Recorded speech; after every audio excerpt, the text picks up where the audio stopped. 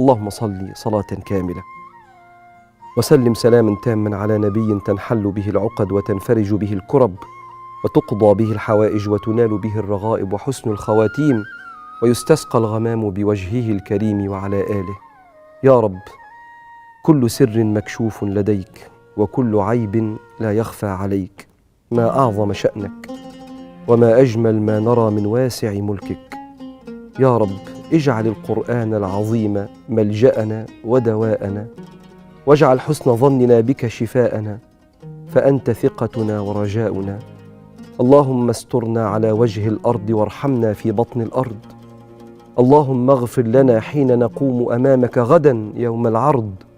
يا قريبا غير بعيد، يا صاحب كل وحيد، أخرجنا من كل ضيق إلى أوسع طريق.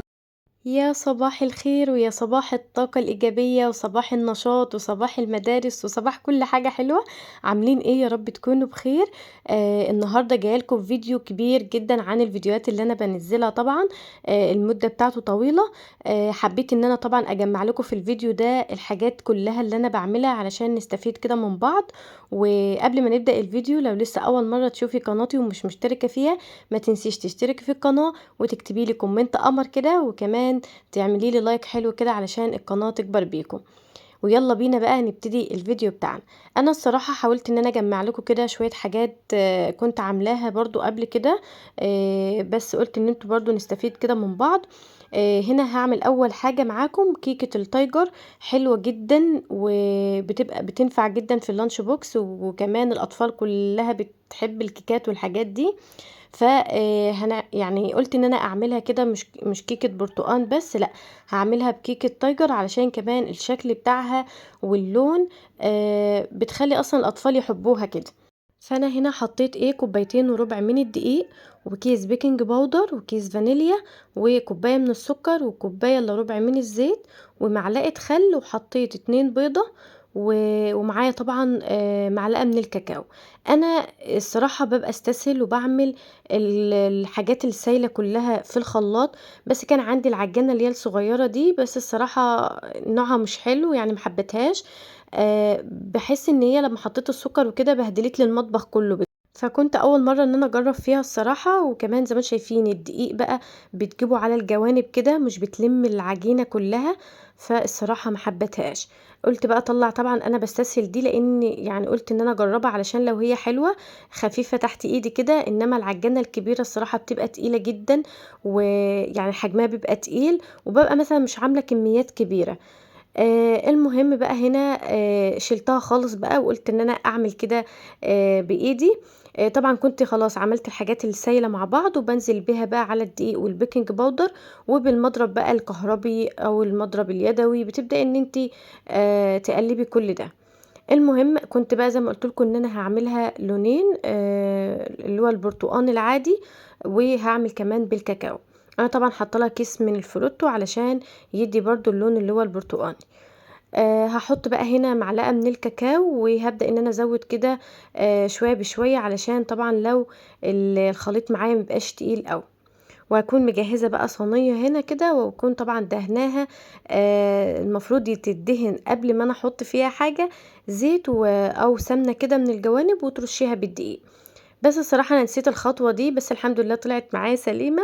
حطيت بقى هنا، طبعا مش هحط كمية بسيطة، ويعني جزء بجزء، علشان يعني كنت عاوزة انجز الصراحة. فحطيت يعتبر شوية حلوين كده من الخليط اللي هو الاورنج ده، وعليه الكاكاو البني، وبعدين حطيت الخليط تاني اللي هو الاورنج، وبعدين البني، عشان تديني كده كيكة تايجر تكون مخططة كده وشكلها حلو.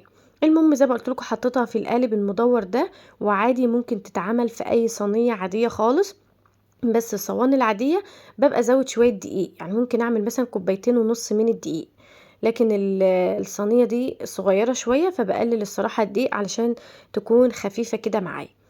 وهحطها طبعا على درجه 180، وهظبط بقى الفرن وبسيبها لحد ما تستوى، وما بتاخدش وقت الصراحه وبتكون حلو. فهنا بقى كنت بقى مسحت كده العجانة الصغيرة دي، وكتر خيرها كده، لان زي ما قلت لكم بهدلت لي المطبخ. السكر بقى في كل مكان، والدقيق كده بقى في الجوانب بس. المهم كانت خلاص بقى الكيكة زي ما انتم شايفين حلوة جدًا وشكلها أصلًا حلو، وزي ما قُلت لكم الحاجات دي بتنفع في الlunch box الأطفال، هم أصلًا بيحبوا الأشكال، يعني مثلًا الحاجات إن أنتِ تعمليها لهم بشكل معين، الحاجات اللي هي تفتح النِفس دي، لكن طبعًا لو هي كيكة برتقان كده عادية مش هياكلوها. المهم بقى طبعًا زي ما قُلت لكم إن أنا نسيت الخطوة بتاعة أدهن الصينية كده بالسكينة بقى، وحاولت إن أنا أطلّعها كده، بس الحمد لله طلعت معايا يعني. كنت خايفة جدًا إن هي الشكل بتاعها يبوظ، لإن أنا باحب أصلًا شكل الصينية اللي هي المدوّرة دي، أصلًا الكيكة بتطلع فيها شكلها حلو جدًا. المهم بقى كده طلعت معايا بقى الكيكاية الحلوة دي، هابدأ بقى بعد ما بردت كده سِبتها بردت شوية، لإن لو إحنا قطّعناها وهي سخنة مش هتدّينا القطعة اللي إحنا عايزينها. شايفين بقى الشكل بتاعها، لو أنتِ كده عاملة القطعة بقى بتاعتها بالشكل المدوّر ده، بيبقى شكلها حلو جدًا. هاعمل بقى هاقطّعها كلّها كده وهاحطّها طبعًا في علبتين عندي وباحطّها في التلاجة. أنا الصراحة مش باحب الحاجة اللي بتبقى في التلاجة وآكلها تاني يوم، بس الصراحة الكيكة دي لمّا بتبات في التلاجة وتفطري منها تاني يوم بتبقى حلوة جدًا، وبتنفع بقى في فطار، في أي حاجة كده لو أنتِ قايمة الصبح طبعًا الواحد بيبقى ساعات مش عاوز يفطر حاجات تقيلة يعني، أو عايز حاجة خفيفة كده، فبيجيب له قطعة كيكة كده من التلاجة ويعمل بقى كوباية شاي أو نسكافيه أو أي حاجة، بتنفع زي ما قُلت لكم في الlunch box وبتنفع كمان في الفطار. طبعًا أنا الحاجات دي زي ما قُلت لكم عاملاها قبل كده، بس هاكررها تاني إن شاء الله علشان كارما برضه بادّلها منها في الlunch box. دول كده العلبتين اللي طلعوا معايا، وزي ما قُلت لكم شكلها حلو، ممكن برضه نجيب صوص الشوكولاتة ونحطها فوقها كده، هتدّينا برضه طعم أحلى كمان. نيجي بقى لتاني حاجة هنا المعجنات، أنا الصراحة مش professional أوي يعني في الحاجات دي، بس بيكفينا شرف المحاولة، وكمان الحاجة الصراحة لمّا بتتعمل مرّة و2 و3 بتلاقيكِ أخدتِ عليها، وبتلاقي الحاجة كل مرّة بتطلع أحلى. فأنا الصراحة كنت من القليل أوي إن أنا باعمل معجنات وكده، بس قُلت إن أنا أجرّب، الصراحة النتيجة كانت حلوة جدًا، وكانت يعني بما إني يعني أول مرّة إن أنا أعمل وكده، فكانت النتيجة حلوة، وكان كمان طعمها حلو. المهم بقى ندخل في المقادير كده بسرعة. هنا حطيت نُص كيلو من الدقيق، عليه باكيت من الخميرة، ومعلقتين من السكر، ورشة ملح، وحطيت كمان أقل من ربع كوباية زيت كده أو سمنة، ومعايا بقى هنا للعجن لبن أو لبن رايب بيخلّي المعجنات حلوة جدًا. اللبن الرايب باحبه في البيتزا، في أي معجنات، زي ما أنتم شايفين أصلًا بيخلّي العجينة طرية وحلوة جدًا، عن إن أنتِ تحطّي مَيّة دافية أو ممكن لبن عادي، بس الزبادي واللبن الرايب بينقل العجينة الصراحة لحتّة تانية كده. المهم بقى طلّعت طبعًا العجان بتاعي هو زي ما قُلت لكم حجمه تقيل، بس جميل ما شاء الله حلو جدًا، بيخلّي الحاجة معاكِ كده الصراحة طالعة حلوة أوي، مش محتاجة بقى مجهود منِّك وكده. بتلفّيه كام لفّة كده وبيطلّع لِك الحاجة زي ما أنتم شايفين، يعني مش محتاجة منِّك إن أنتِ تعيدي عليها زي الصغيّرة التانية. بهدلت لي المطبخ وفي الآخر عملتها أنا على إيدي. المهم بقى هنا قُلت بقى يعني سِبتها تخمر بقى شوية، وبعد كده قُلت أشكّلها. هاعملها بقى طبعًا قطّعتها كذا قطعة، علشان طبعًا يعني زي ما قُلت لكم إن أنا أول مرّة أعمل الحاجات دي، كنت حابة إن أنا أجرّب أشكال كتير، يعني ما يبقوش مثلًا شكل واحد. فقطّعت العجينة بقى على كذا قطعة كده، وأخدت بقى كل قطعة لوحدها كده باعملها شكل معيّن. فأنا هاعمل الشكل ده زي الرول كده، حلو جدًا الصراحة، وكمان بقى ممكن تحشي المعجنات دي أي حاجة. هنا زي ما قُلت لكم هنا عملتها بالطول، يعني زي ما أنتم شايفين كده فردتها بالطول، وعملت خطوط، يعني بس مش من أول يعني سِبت كده حاجة بسيطة من فوق، وعملت خطوط كده بسكينة، بقطّاعة البيتزا، بأي حاجة، والحتة طبعًا لحد النُص كده، وزي ما أنتم شايفين بقى حطيت الحشوة، وبعد كده بالفّها بتدّيني الشكل اللي هو الحلزوني ده، بيبقى شكلها حلو جدًا الصراحة، وكنت حابة الشكل ده أوي. كان بقى ممكن بقى تعملي حشوات كتير، أنا كان عندي بقى هنا جبنة رومي، على جبنة اللي هي النستون، على يعني شوية جبن كده مع بعض، حطيتهم بقى يعني قلّبتهم كده على بعض بقى، وبدأت إن أنا أحشي بيهم. الصراحة أي حشوة أنتِ بتحبيها بتعمليها في المعجنات بتطلع حلوة جدًا. بس من أكتر الحشوات اللي أنا باحبها الصراحة الجبنة، وخاصةً كده الجبنة البيضا العادية خالص بتبقى طعمها حلو أوي في المعجنات. ممكن كمان تحطي اللي هي العجوة دي أو البلح برضو، بتحسي ان هي كأنها بقى اللي هي القرص بعجوة كده، برضو بيبقى طعمها حلو. وطبعا كنت مجهزة بقى صينية، لان اللي كنت بخلصه بحطه في الصينية وبغطيه، علشان طبعا بسيبه نص ساعة كده لحد ما حجمه بيزداد. لازم نسيبه كده ونسيب فراغ بين الواحدة والتانية، لان اصلا الحجم بتاعها بسيبها تخمر تاني وبيتضاعف. جينا بقى لتاني حاجة كده، جبت بقى قطع كده من اللي انا قطعتها برضو وعملتها شكل مربع. كنت عاوزة اعمل الصراحة شكل نجمة كده، بس اول اتنين يعني باظوا مني كده، لحد ما طلعش شكل النجمة اللي انا عاوزاه الصراحة. بس عادي يعني، عملتهم قفلتهم بقى اي شكل كده وخلاص، يعني يدي ان هو شكل نجمة، وزي ما قلت لكم يبقى شكل مختلف. بس من احلى الاشكال الصراحة اللي هو الشكل الحلزوني ده، وكمان الباتيه. يعني انا هعمل برضو الباتيه بالجبنة دلوقتي، برضو شكله بقى لطيف جدا وشكله حلو. جينا بقى جبت كمان بقى قطعة، زي ما قلت لكم ان انا اصلا كنت يعني عشان بجرب بقى، فقلت ان انا اعمل كذا، يعني كذا حاجة، كذا شكل، ما يبقاش شكل معين، علشان اشوف مثلا الشكل الاحلى خلاص استقر بقى عليه واعمله بعد كده. هنا بقى دي برضو قلت ان انا اعمل برضو شكل دواير كده، بس قلت ان انا احشيها زبدة الفول السوداني، بتبقى حلوة جدا برضو، وقيمة غذائية حلوة ان انتي لو حطيتيها برضو لطفلك كده في اللانش بوكس. الصراحة يعني لو ما بيحبش ان هو ياكلها كده، ممكن تحطيها جوه المعجنات مش هيحس بيها اصلا. وكمان زبدة اللوتس دي او الفول السوداني بتبقى تحسي ان هي عاطية على طعم البسكوت شوية، فلما انتي بتحطيها كده في المعجنات الصراحة بتبقى طعمها حلو. فهنا برضو جبت بقى صينية تانية صغيرة كده، وزي ما قلت لكم اللي بخلصه بحطه في الصينية وبغطيه، علشان بسيبه لحد ما حجمه بيزداد. فاض بقى اخر عجينة كده معايا، فكارما طبعا كانت عاوزة بيتزا، فقلت لها مش مشكلة اعمل لها صينية صغيرة كده على قدها.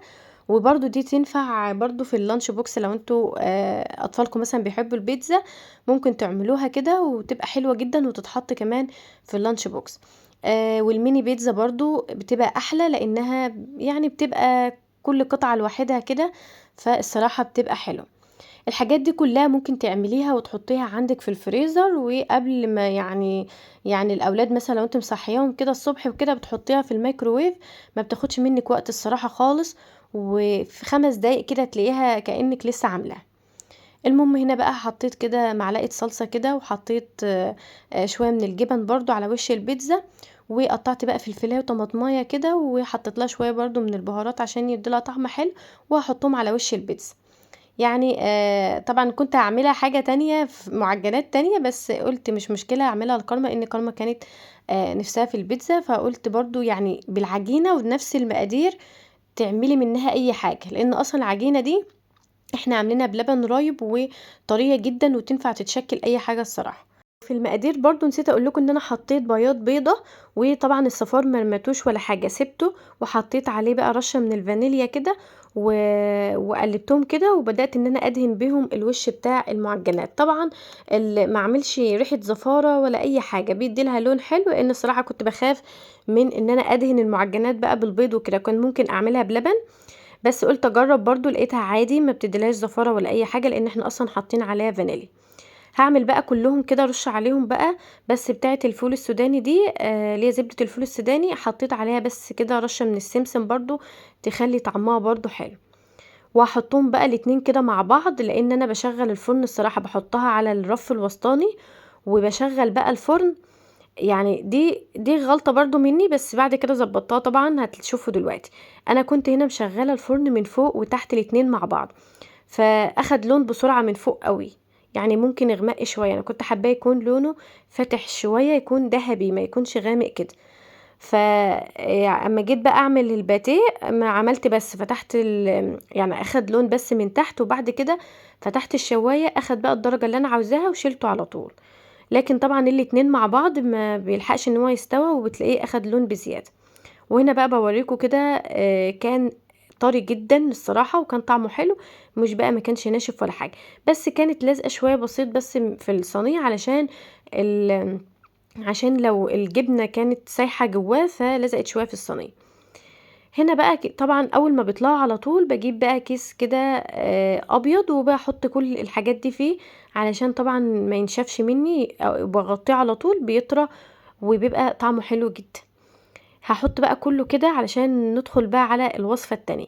الحاجات دي زي ما قلت لكم حلوة جدا في اللانش بوكس. ده اللي انا عاملاه كده بزبدة الفول السوداني، حلوة، وحطيت كمان عليها السمسم من فوق، ادالها برضو طعم وقيمة غذائية اكتر، لان طبعا احنا عارفين ان اطفالنا وعيالنا بقى وكده بيبقى لهم اكل معين ومش كل الاكل بياكلوه وكده، فبنحاول ان احنا طبعا ندخل لهم الحاجات المفيدة في الاكل. هنا بقى البيتزاية برضو قطعتها بقى كده، هي بيتزاية صغيرة كده، وبرضو كانت ناعمة وطرية وحلوة الصراحة، لان زي ما قلت لكم العجينة كانت الصراحة معمولة حلوة جدا. وزي ما قلت لكم العجان برضو ظبط معايا الدنيا، واللي برضو اللي مفيش عنده عجان برضو يعني يعجنها كويس جدا، ممكن يفضل كده ربع ساعة واكتر من ربع ساعة يعجنها حلو جدا، هتطلع طرية وحلوة اوي. وهنا بقى شكلت لي كده كام واحدة كده على شوية بيبسي بقى، وكنا اكلناها. نيجي بقى للصنف اللي بعد كده. دي بقى طبعا دول كلهم انا عاملاهم مش في وقت واحد، انا مجمعه لكم الفيديوهات، يعني كنت عاملاه في اوقات تانية ومجمعه لكم الفيديوهات، ناخد كده افكار من بعض، واللي لسه طبعا مبتدئ ان هو يعمل معجنات زيي يعني يجرب كده، وطبعا هيلاقي النتيجة حلوة جدا الصراحة. وزي ما قلت لكم ممكن اول مرة حاجة تبوظ نعرف الغلط من ايه، بعد كده نصلحها وتلاقي الدنيا تمام. المهم دي بقى كان باتيه بالجبنة، بس الصراحة كان من احلى بقى الحاجات اللي انا عملتها هنا، كان طعمها حلو جدا وكانت طرية. ليه بقى؟ اقول لكم كده الاول المقادير. حطيت هنا 3 كوبايات من الدقيق، معلقتين من السكر، اقل من ربع كوباية من الزيت، وحطيت خميرة ورشة ملح. وفي المعجنات اهم حاجة فيها معلقة الخل ومعلقة بيكنج باودر، وعجنتها بقى برضو في العجان كده، وبعد كده عملتها شكلتها كور صغير. اللي خلاها بقى حلوة كده ومورقة وجميلة ان احنا هنعملها كده معاملة الفطير، يعني هنجيب معانا سمنة وزيت، هنبدأ نتني بقى طرف كده من يعني نعملها بالطول، وبعدين نبدأ نتني طرف كده ونحط عليه سمنة، ونبدأ نتني الطرف التاني ونحط عليه سمنة، وبعدين نفردها. مش هتشوفوا دلوقتي انا بعملها ازاي، نحط زيت وسمنة الاتنين مع بعض في كل جزء، وبعد كده بقى بنحشيها وبنلفها زي الرول كده على بعض. طلعت بقى من جوه مورقة جدا، علشان طبعا السمنة بقى مع الزيت مخليها طرية ومورقة يعني حلوة قوي. هنا بقى كنت قلت اعملها كده بالجبنة البيضة، الحشوة بتاعتها جبنة بيضة وجبنة رومي عادي، بس حبيت فيها اكتر كمان الجبنة اللي هي البيضة، بتدي في الباتيه طعم حلو جدا. هنا زي ما قلت لكم بجيب الطرف اللي فوق وبحط عليه سمنة، وبعدين بتني عليه الطرف اللي تحت واحط عليه سمنة، وبعدين بفردها بقى بالطول، وبعد ببدأ بقى اعملها كده زي الرول كده. هنا بقى دي برضو كانت مربى، يعني انا عملتها كذا حشوة الصراحة. هنا سبتها طبعا، اي معجنات بتسيبيها نص ساعة لحد ما تخمر كده، واحنا بنحطها كمان بنسيب فاصل بين الواحدة والتانية علشان الحجم بتاعها بيزداد. هنا بقى دهنت الوش بتاعها كده لبن برضو، زي ما قلت لكم اللبن ينفع برضو، والبيض بيبقى حلو برضو. وهحط بقى شوية سمسم كده، وممكن لو حبة البركة برضو بيخليها حلوة قوي، بس ما كانش عندي الصراحة غير السمسم، فقلت ان انا ارش برضو عليها رشة كده حلوة. هدخلها بقى الفرن، وده هتشوفوا اللون دلوقتي طالع ازاي. دي بقى انا شغلت لها الفرن من تحت بس، وحطها طبعا على الرف الوسطاني كده، ولما بتاخد لون بقوم مشغله بقى الشوايه، بتحكم انا بقى في لونها من فوق، يعني ما بتبدا تاخد لون بطلعها. ده كان اللون بقى بتاع زي ما انتم شايفين، لونها بقى كان حلو جدا، ما كانش ان هو زي المحروق كده، كان اللون الذهبي. شوفوا بقى اخده لون كده من تحت، وانا بضغط لكم عليها كانت مورقه وطريه جميله جدا. دي الصراحه حبيتها قوي. ودي طبعا شكلها بقى برضو لازم نعمل كوبايه الشاي مع الحاجه اللي احنا عاملينها. المهم اللي وصل معايا لحد دلوقتي يكتب لي في الكومنتات ان هو لسه متابعني وواصل معايا، وكمان يشجعني كده، لان الفيديوهات الصراحة يعني مبقاش عليها مشاهدات كتير جدا، مش عارفة ليه، او الريتش بتاع القناة مش عالي قوي، فعاوزة بقى تشجيع منكم كده عشان القناة طبعا تكبر بيكم، واصور لكم اكتر، لان الصراحة لما بلاقي القناة كده الريتش بتاعها نازل بصراحة بكسل ان انا اصور. المهم بقى هنا، بس أنا باحب جدًا التصوير الصراحة، بس يعني أهم حاجة لازم التشجيع. المهم بقى نيجي بقى برضه يعني للفكرة دي عادي عيش فينو عادي. طريقتها سهلة جدًا. لو قبل يعني قبل ما يروحوا المدارس بنُص ساعة كده بتعمليها، ما بتاخدش منِّك وقت. بنجيب العيش الفينو الجاهز عادي، بيبقى مثلًا لو عندنا صوصات بنحط بقى أي صوص كده، ونحط كمان جبنة رومي، وبعدين بنحطها في الماكينة بتاعة التوست، بتبقى حلوة أوي. أنا طبعًا يعني كنت مشغّلة الماكينة، فحسيت بقى إن الاتنين دول أخدوا لون، قُلت أشغّلهم كده لحد ما أعملهم. في طبعًا في باحط له صوصات عادي، وفي طبعًا كارما مش بتحب عليها صوصات، ف باحط لها جبنة رومي عادي، جبنة نستون، أي جبنة نوع جبنة عادي بتحطيه، ومش باطوّل عليها الصراحة. طبعًا الماكنة بتاعة التوست بتاعتي دي يعني جابت آخرها الصراحة، لإن أنا كنت باستعملها غلط. المفروض ما كناش نحط يعني إن أنا أدهنها بزيت الصراحة، عشان طبعًا اللي عنده مكنة كده ما يعملش الغلط اللي أنا عملته. ما تحطيش زيت أو حاجة، ممكن تحطي ورق زبدة، أو ما تدهنيهاش أي حاجة خالص، بتبقى حلوة. لكن أنا الصراحة كنت بادهنها زيت، فاسودت بقى، وزي ما أنتم شايفين بقى ده منظرها، وما عُدتش عارفة إن أنا الصراحة أرجّعها تاني. فمش مشكلة بقى، يعني زي ما قُلت لكم يكفينا الشرف إن إحنا قاعدين نحاول يعني. المهم نيجي بقى لآخر طريقة معانا، اللي هي القرص بالسمسم. حلوة برضه جدًا وطرية، وزي ما قُلت لكم العجّان كان مساعدني جدًا، بيطلّع لي الحاجة الصراحة حلوة أوي. المقادير بقى بتاعتها، حطيت هنا 4 كوبايات من الدقيق، وحطيت بيضة ومعلقة خل وكيس خميرة ومعلقتين سكر ورشة ملح و3 معالق زيت و3 معالق سمنة، أو ممكن تحطي سمنة عادي أو زيت عادي. وباعجنها بقى كوباية لبن عادي أو لبن رايب أو زبادي. باحط كوباية كده أو لحد ما العجينة يعني أحس إن هي خلاص كده اتعملت. ممكن كوباية، كوباية وربع على حسب الدقيق عندِك. وخلاص بقى هابدأ بقى أشكّلها كده زي ما أنتم شايفين. هاعمل بقى دواير، وطبعًا باحاول إن أنا يعني أعمل كلّهم نفس الحجم. طبعًا مش باعمل على ميزان ولا حاجة، بس الصراحة باحاول إن أنا أعملهم بنفس الحجم. القرص دي سهلة جدًا في الطريقة، يعني ممكن أصعبهم شوية الباتيه لإنِّك بتفرديه وكده، لكن الصراحة القرص دي أنتِ خلاص شكّلتيها، بتسيبيها بقى نُص ساعة لحد ما يعني تخمر تاني وحجمها بيزيد. بابقى بقى مجهّزة كده طبق فيه شوية من المَيّة، وطبق فيه سُكّر، وطبق فيه سمسم. باجيب بقى الواحدة كده وافتحها من النُص، يعني أعمل لها كده دايرة من النُص، واحط فيها شوية من السُكّر، وباعملها كورة تاني، أكوّرها تاني، وبعد كده باحطها بقى في المَيّة علشان السمسم يلزق عليها، على الوش بتاعها. باعمل بقى كلّه كده، بافتحها طبعًا من النُص وشوية سُكّر، وباحطها في المَيّة وبعدين السمسم. وأنا باحطها بقى في الصينية باضغط عليها. طبعًا يعني لو عايزة تضغطي عليها أكتر من كده عادي، علشان طبعًا ما تكونش تخينة. يعني أنا عملتها نُص ضغطة كده، وخلاص بتكون بقى خلصت كده الصراحة، يعني ما بتاخدش أي وقت ولا مجهود. باسيبها ممكن شوية بس كده ربع ساعة والّا حاجة أمّا أشغّل الفرن وبادخّلها. وزي ما قُلت لكم مش باشغّل الفرن من فوق وتحت، باشغّله بس من تحت ياخد لون، وبعد كده بافتح الشواية تاخد بقى اللون اللي أنا عاوزاه. وده كان الفيديو بتاعنا النهارده. ما تنسوش يا حلوين بقى الاشتراك في القناة وتفعيل زر الجرس، وأقول لكم مع السلامة.